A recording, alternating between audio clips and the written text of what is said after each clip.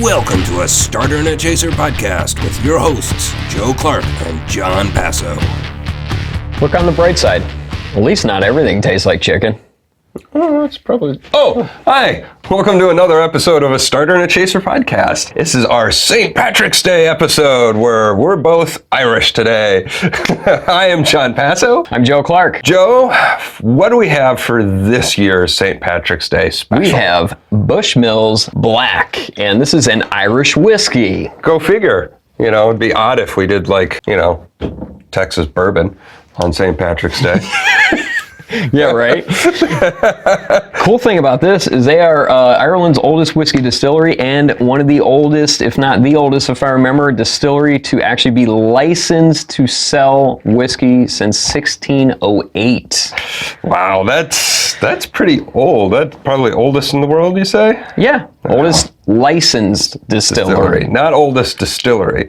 Yeah, they gave it to some guy that started making whiskey in the area, and that's how they started. They've gone through a couple different phases. The current distillery that they're using was built in 1784, but that burned down, fell over, and then sank into the swamp, and now they rebuilt it in 1885, and it's been continually in operation. It is an 8-year product.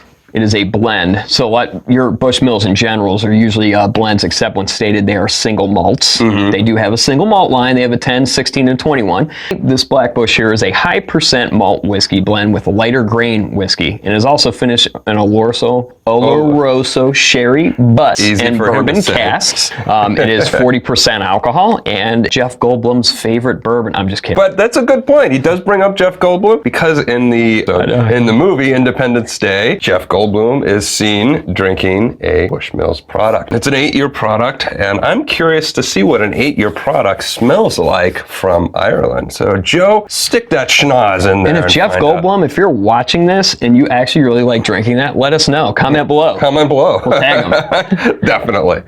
Definitely, when you get these sherry finished whiskeys in general, it's like the first thing that hits the nose, and we like our sherry finished whiskeys. We love them, yeah. High proof, sherry finish. Get a lot of the tropical notes, tropical fruits, almost mango and peachy, but you're also getting a lot of your sherry notes. The cask comes through it must be like the bourbon casks, because you're getting a smoky note to this too. Some char and some barrel to it and stuff like that. So is it a heavy smell to it? Is it lighter? It's a heavy char. Okay. Yeah. Well, I mean, just the aromatics in general, not the char. Because I know just a lot of all times, this in general, it's not a light smell. There's no alcohol to this on the nose at all. I mean, you could really breathe this in, and most whiskeys would make you choke out when you just do something like that, but there's nothing on this. It's literally like this is not even an alcoholic drink to me. Okay. And your Irish whiskeys and your Scotches tend to be for the most side, a lighter style whiskey. Yeah, and that's kind of why I was curious about what the aromatics are. Sure, this is not going to be like heavy like your bourbons or your Scotch, your cask strength Scotches or anything like that. So, but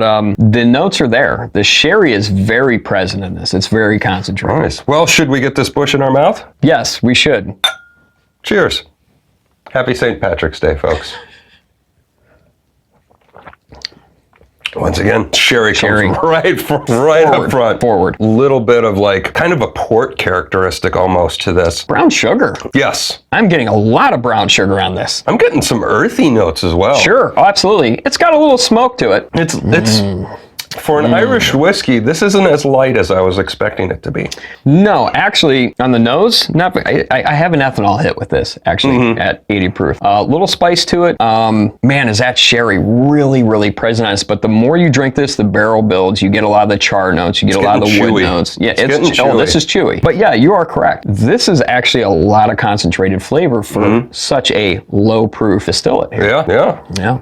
A little bit of bourbon's now starting to come out. Caramel, molasses. This is extremely complex. Very complex. Wow, yeah. I'm impressed. That's why I like, a lot of the whiskey world, even we get kind of delve into it a lot. We talk about our bourbons and our cask strengths, where we like the high proof. I started with Scotch and Irish whiskeys, and sometimes I make that mistake and I forget about products like this. You know what I mean? Because there's so much out there in the craft world. We dive into all this stuff, and then you come back to that side of the world, and you're like, you don't need high proof to get concentrated whiskey. whiskey like these guys. No. You know what I mean? Which is amazing because the climate there isn't like super big and bold as some of the other places that you get that intense flavor profile from. It's a shame that Irish whiskeys are kind of overlooked. They had a big drop off in sales a while ago, and it doesn't seem like they've come back into popularity as other styles of whiskey have. Sure. Which is a little bit of a shame. You're starting to see that this past year or so. I think it's because of like Conor McGregor with his whiskey. I think it is. Yeah, you got some celebrities bringing it back. By the way, what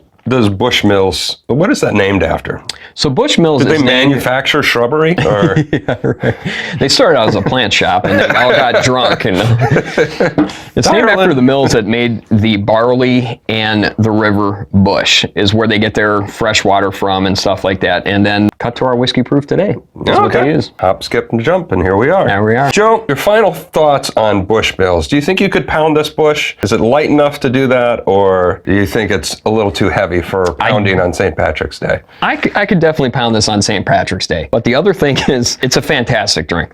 I love Irish whiskeys because they don't break the bank like your Scotch. Bushmills has always been very cost effective. This is probably $30 range, something like that if I remember correctly. I know regular Bush here in Ohio is like 21, 22. If you know, be sure to leave a comment below and hit subscribe. Yeah. And their whole lineup up the red, their single malts get a little more expensive, but I'm getting off track here. This is fantastic. I love it. This is to me, it's always been one of my favorite brands for Irish whiskey. Nice. I actually was shocked because I'm not a huge Irish whiskey fan. You know, Jameson, all right. But so I didn't quite have high expectations for this one because of that. I am absolutely pleasantly surprised at the complexity of this. You know, that sherry comes out, you get the bourbon, you get the spice, you get the earth. There's a long finish. I'm still tasting it. I am very pleasantly surprised, and I wish this would come in a bigger bottle because, you know, who doesn't like a bigger bottle? Not gonna say it. I actually think you can get these in 1 liter or 1.75. Oh, really? Yeah. Okay. All right. So that's perfect for St. Patrick's Day. I would buy this 100% again. Absolutely. Absolutely. Well, that's our episode for St. Patrick's Day of Bushmills Black Bush. If you enjoy Irish whiskey, tell us what you like, and also let us know how you're going to be celebrating St. Patrick's Day this year. We want to know. All right. Good beer, good whiskey, a starter and a chaser. You know what I mean? Shamrock beer. That's right. Yeah. Expand your whiskey horizons, guys. Don't just stick to Kentucky bourbon or Texas bourbons. Or Kentucky Look bourbons. at your craft stuff. Look at your craft beers. Pay attention across the river here. The Irish, you got Indian whiskeys. You got your Indian rums. You have your Scotch. Expand your horizon because there's a lot of good flavors. Don't just focus on that proof. Keep drinking, but drink responsibly. That's right. Now, only in your car. I mean, what? I'm glad that whiskey doesn't taste like chicken.